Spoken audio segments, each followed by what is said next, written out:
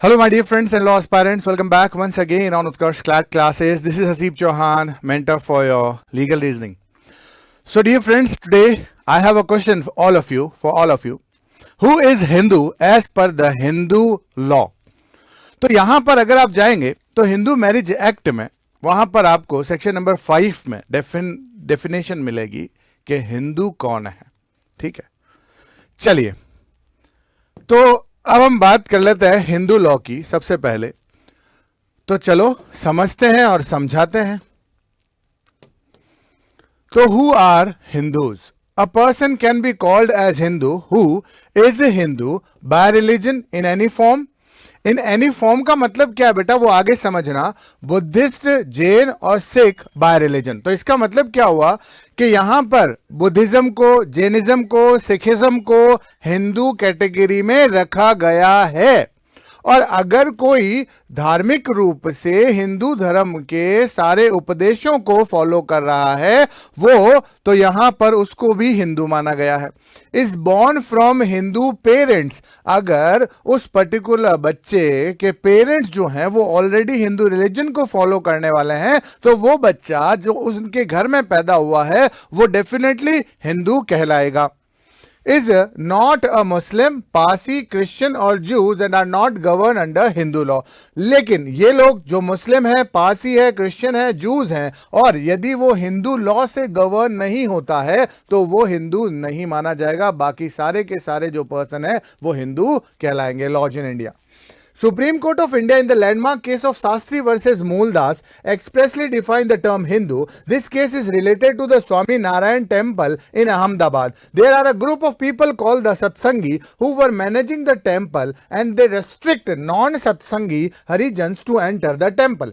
They argued that Satsangi is a different religion and they are not bound by Hindu law. The Supreme Court of India held that Satsangi, Arya Samaji and Radha Swami, all these belongs to the Hindu religion because they are originated under Hindu philosophy.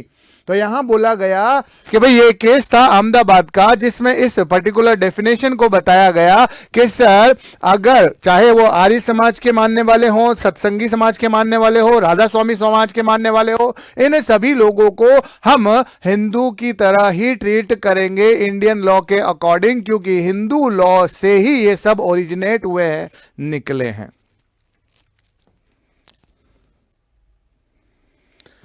तो सवाल यह है, दूसरा question यह है कि sir किस पर हिंदू लॉ जो है वो एप्लीकेबल नहीं होगा. To an illegitimate child whose father is a Hindu and mother is Christian and the child is brought up as a Christian. Also the illegitimate child of a Hindu father and Mohammedan mother, because these children are not Hindus either by birth or by religion. तो यहां पर अगर आप definition पर गौर करोगे दोस्तों, तो इस डेफिनेशन में क्लियरली लिखाया हुआ है कि whose parents are Hindu who is born out of the Hindu parents. तो यहां पर अगर कोई ऐसी सिचुएशन है जहां पर मां क्रिश्चियन है, फादर हिंदू है, या फिर मदर जो है वो मोहम्मदन से बिलोंग करती है लेकिन फादर हिंदू है, तो उस बच्चे को यहां पर हिंदू नहीं माना गया है. To the Hindus who are converted to Muslims, Christian, Parsis और Jews, वो लोग जो पहले हिंदू धर्म को अपनाकर उनके मानने वाले थे, उनके फॉलोवर्स थे, लेकिन बाद में उन्होंने अपने आप को कन्वर्ट किया, चाहे मुस्लिम्स में, चाहे क्रिश्चियनिटी में, चाहे पारसी में, चाहे जूज में, तो उन लोगों पर भी हिंदू लॉ एप्लीकेबल नहीं होगा. To Hindus who don't follow the principle of shastra, तो जो वो वाले हिंदूज जो शास्त्र के प्रिंसिपल फॉलोज नहीं करते हैं, उन लोगों पर हिंदू लॉ एप्लीकेबल नहीं होगा. दोस्तों क्लियर है ये पॉइंट? डन है कि नहीं है? अरे समझ गए ना मेरी बात को?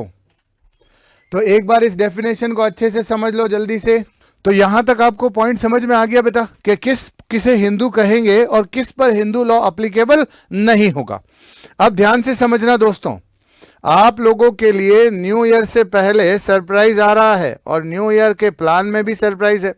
तो उत्कर्ष ऐप के क्लैट में जितने भी कोर्सेज हैं, सारे के सारे जो कुछ भी ऑनलाइन मटेरियल है, जो भी ऑनलाइन कोर्सेज हमने लॉन्च कर रखे हैं, तो उत्कर्ष फैमिली आपको बोलती है new year, happy new year. और उसका ऑफर दे रही है 28 से लेके दिसंबर 3 जनवरी तक. तो 28 दिसंबर से 3 जनवरी तक आपका ये ऑफर ओपन रहेगा। इस ऑफर में क्या बेनिफिट है सर? तो आप जब भी हमारे फैमिली मेंबर बनते हैं तो नया कोर्स खरीदने पर अप टू 90% तक का ऑफ आपको दिया जाता है, और साथ में 10% एक्स्ट्रा डिस्काउंट उन लोगों के लिए जो अपने किसी कोर्स जो उनके पास है, जो पहले से फैमिली मेंबर है, वो अपने उस कोर्स की वैलिडिटी को बढ़ाना चाहते हैं, तो उस पर्टिकुलर वैलिडिटी के लिए भी एक्स्ट्रा 10% डिस्काउंट है। तो याद रखिएगा, इसको भूल मत जाइएगा, ठीक है। इसके अलावा 2-3 चीजें और है जिसको मैं आपके साथ डिस्कस करता हूं यहां पर, कि भाई हमने 2 चीजें यहां पर देखी है। एक तो टाइमिंग सबसे इंपॉर्टेंट है, और ये तो भाई पूछो मत, इससे ज्यादा डिस्काउंट कोई कंपनी आपको नहीं दे सकती। तो मिलते हैं उत्कर्ष परिवार का मेंबर बनकर।